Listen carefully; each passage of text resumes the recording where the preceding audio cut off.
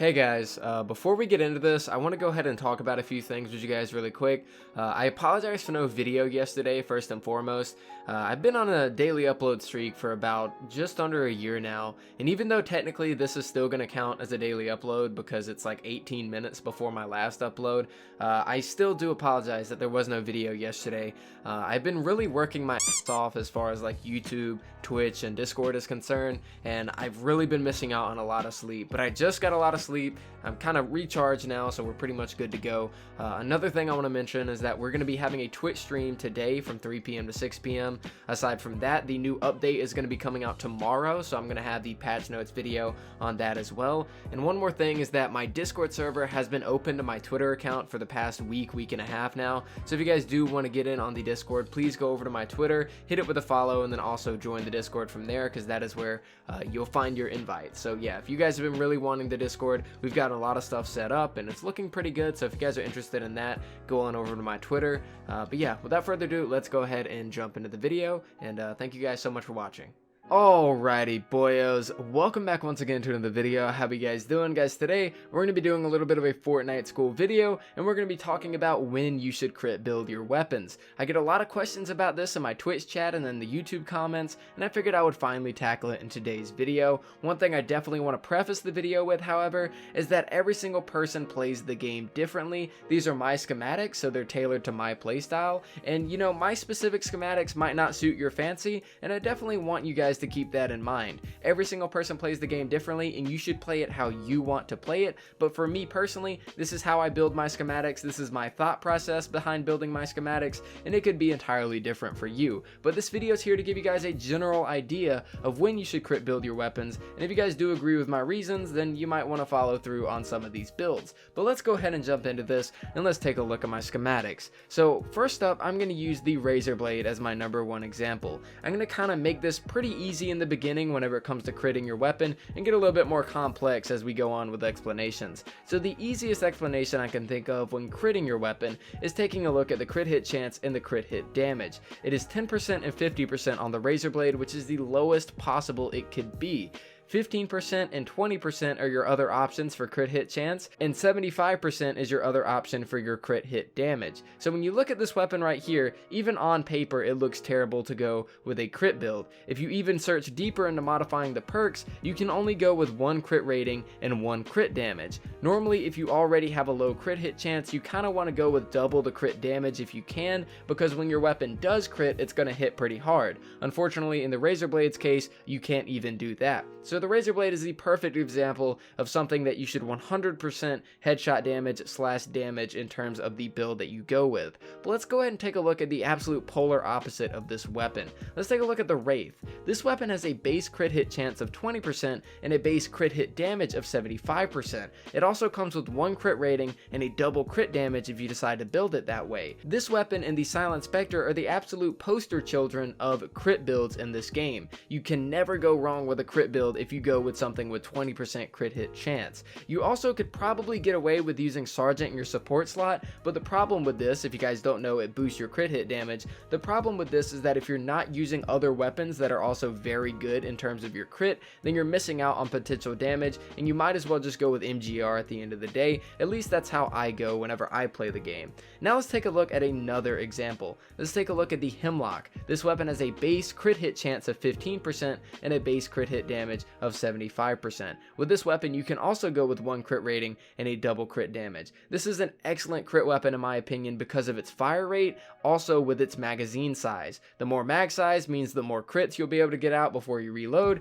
and the higher fire rate means the more DPS you'll be able to get, and the more chances you'll be critting per second because of how much you're actually shooting. Whenever it comes to critting a weapon with 15% crit hit chance and 75% crit hit damage, is that it can be rivaled by a headshot damage build, and I want you guys to keep this in mind. However, whenever you are using a headshot damage build, you have to hit 60% of your headshots for you to be able to out damage a crit build consistently. However, whenever it comes to crit builds in general, they're actually in general better for the user that are using them. You don't have to go out of your way to get headshots, and also whenever it comes to smashers, they have really tiny heads. You don't have to worry about a smasher having its back turned to you whenever you're using a crit build, and that's why why I like them so much. Whenever you're going with a headshot damage build, yes, they will more often than not out damage a crit build, but you have to get those headshots if you want to out damage a crit build. So whenever you have a 15% and a 75% in terms of your crit,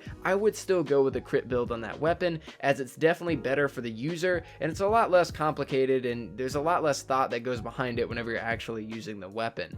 Now let's go ahead and look at some weapons that are exceptions to some basic rules. The number one thing I want to look at is the pain train. When you look at the pain train, it has a base crit hit chance of 10% and a base crit hit damage of 50%. These are the lowest possible options for your pain train. However, the actual best way to build this weapon is a crit rating, crit damage, damage, crit damage. The reason that this works is because of this damage perk right here and this last perk right here, which stacks even more damage. The reason it works is because when you're not critting, you're still getting out consistent damage, and then whenever you do crit, you're getting the bonuses of the crit as well. It's like when you are critting, it's a crit build. When you're not critting, it's a damage build. It's like this damage and this damage right here are the cushion for whenever you're actually not critting because of the really low 38%. Normally, you're going to want to reach a threshold of 45% to consistently out damage anything that is headshot damage. But with this weapon, it's actually better to go with a crit build because of this extra damage and this extra damage right here. There's also another exception to this rule, which is the Bobcat, and I definitely want to bring up a good point about this weapon. Originally, when I used this weapon, I went with only a damage build on it. However, eventually I switched over to a crit build. I did 1 crit rating, 1 crit damage, and 1 mag size. However, there was one day that a subscriber gave me a double crit damage version of this weapon and just told me to go and use it. I ended up using it and I actually really enjoyed this weapon. Whenever you take a look at the magazine size, which is a base of 50, I'm currently using the Special Forces, which is why it's buffed up to 70, but it has a base mag size of 50 and a very high fire rate. The crit build is actually pretty decent on this weapon, and the point I want to make up for this is that you have two different things whenever you're looking at crit build. You basically have a calculated value, you have what you see on paper,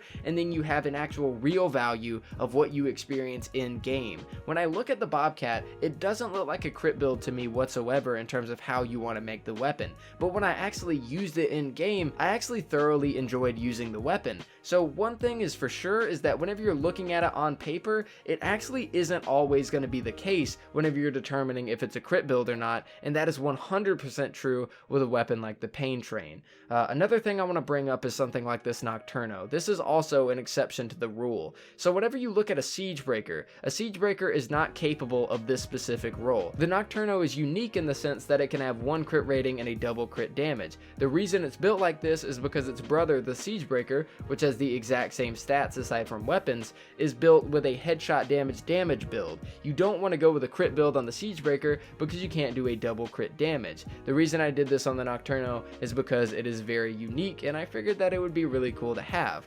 Another thing we can look at is something like the Rat King. This weapon right here, it has a 10% crit chance and a 50% crit damage. You 100% do not want to crit build this weapon, as you can't even go with a double crit damage to my knowledge. Even if you wanted to, you would have to go with 1 crit rating, a reload or a magazine size, and 1 crit damage. You would basically be doing a very big no-no with that weapon. In instances like a single shot weapon like the Dragon's Roar, even though it's only 43% and you can't get a double crit damage, I really enjoy crit weapons on single shot weapons. I got it on the Dragon's Roar, and I also have it on the Vacuum Tube Rifle as well. For me personally, I really like crit builds because I like whenever I'm using them and they actually hit really hard. You know, you can really notice it and it feels really good. I'm not sure if you would want to go with a headshot damage build over this, but they are precision weapons, so you might be better off going with a headshot build. But for me personally, I definitely do enjoy the crit builds. That's pretty much it for the assault rifles, so let's go ahead and jump on over to everything else,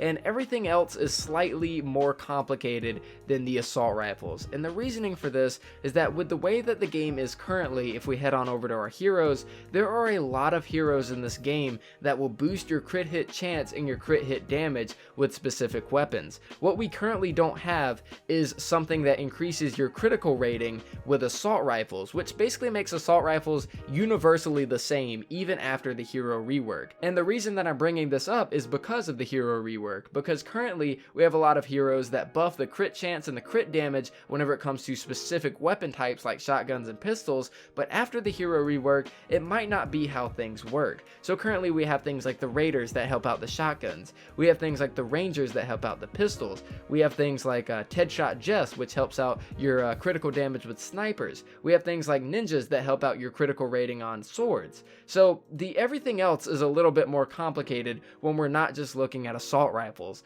but the basic consensus of it is that no matter what, you can go with a crit build on a pistol or a shotgun, and sometimes even melee weapons as well, and sometimes even snipers too.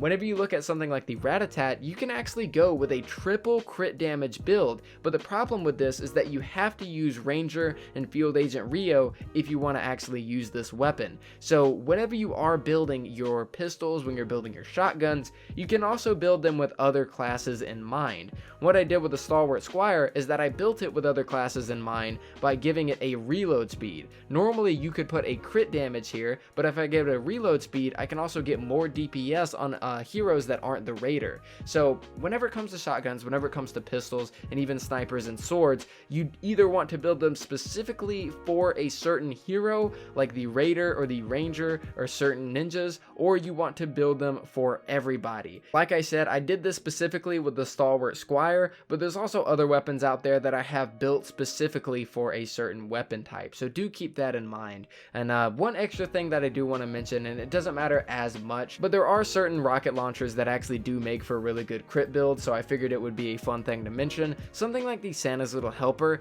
actually makes for a pretty good crit build in terms of rocket launchers. The way that things work with splash damage is that anything that gets hit around your weapon, like say you shoot a rocket and it has a splash damage, every single husk that's in that damage pool is going to be getting a different crit hit chance value, which means that you're not going to crit 100% of the enemies that you hit with a rocket. Every single enemy is going to have its own separate chance to get crit, which basically means that a crit build on a rocket launcher, if it already has a pretty good, chance whenever, if you go to modify the perks, right, and it has, this weapon in particular, you can have a double crit rating or a double crit damage. The reason that it's good is because even if it has a low crit hit chance, it's actually able to crit a lot of different enemies because you can hit multiple at the same time. But that's pretty much it as far as rocket launchers are concerned, and that's pretty much it as far as everything else is concerned. I'm not too keen on traps, but to my knowledge, a crit build on a trap really isn't too good. But this is a legacy trap. I don't even have this built,